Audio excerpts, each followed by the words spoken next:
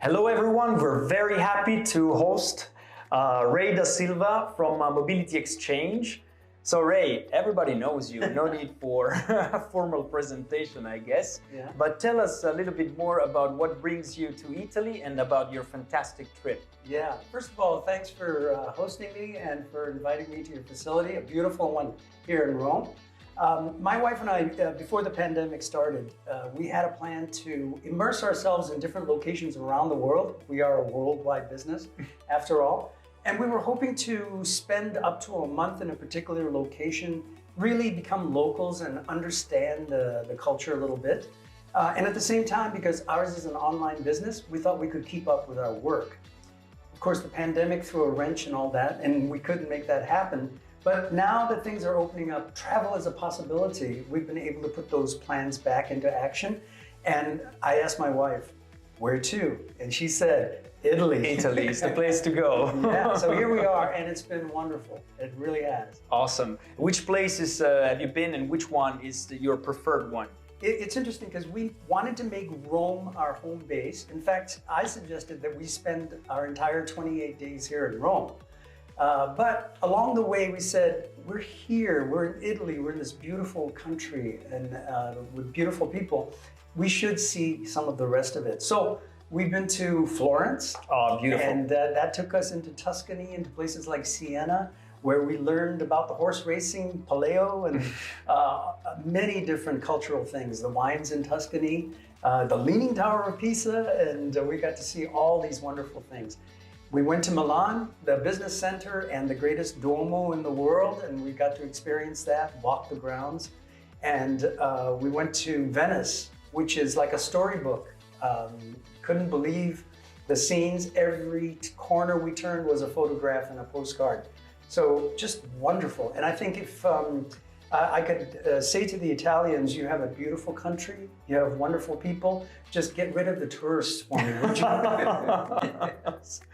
And of course, I mean, since you're based with April here in Rome, we could not miss the opportunity to invite you here and talk about business, and especially in this particular time we're experiencing, where everything is different compared to a few years ago. Everything's changing so fast and we're all struggling offering our services worldwide.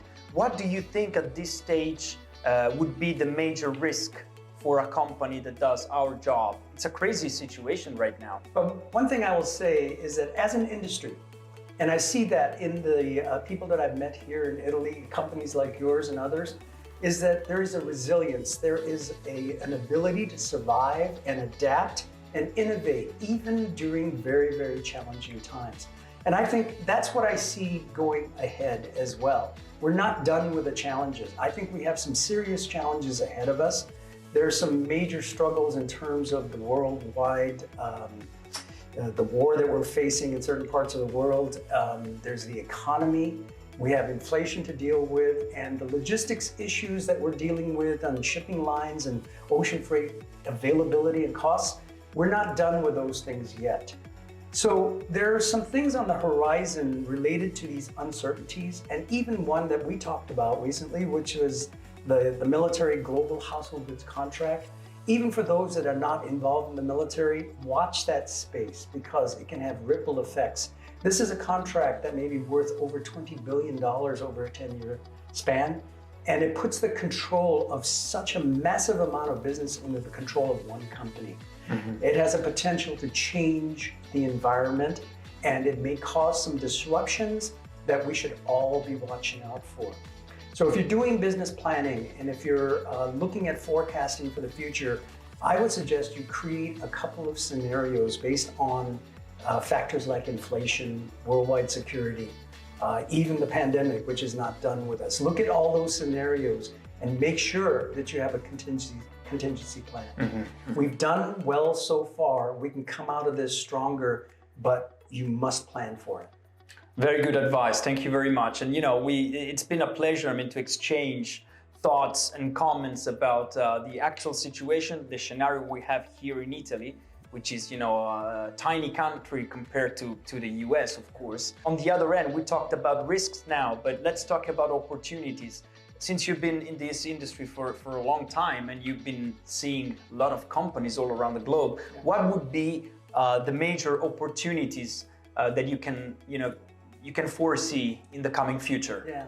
Well, I'm in a very fortunate place in my career where my business is very closely aligned with the largest trade organization in our industry, which is the International Association of Movers. We're working in very close partnership with them to develop a program called IAM Trusted Mover. One of the biggest risks, perhaps potentials, in our business is that we are a business that relies on collaboration between disparate business partners. A lot of times based on a handshake and based on trust.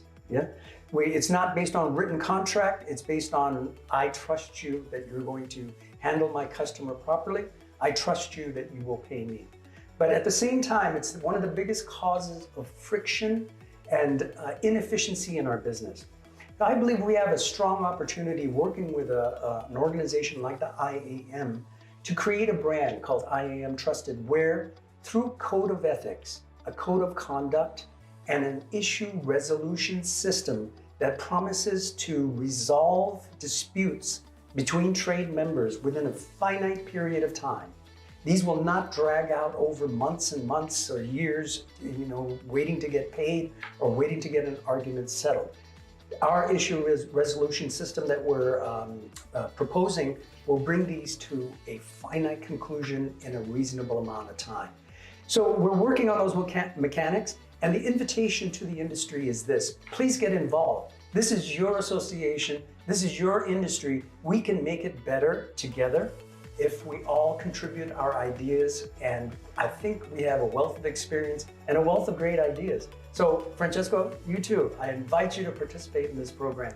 Thank you very much, and you know me, so I will be the one joining immediately. So I trust you from my heart, and I know whatever you're doing is for the good of the association and all the members. In front of this cup of coffee, we invite you to join us in Atlanta in some months, in November, and join the conference, join the trusted program of IAM. And Ray, thank you very much. It's been wonderful to have you here. Ciao. Stay tuned.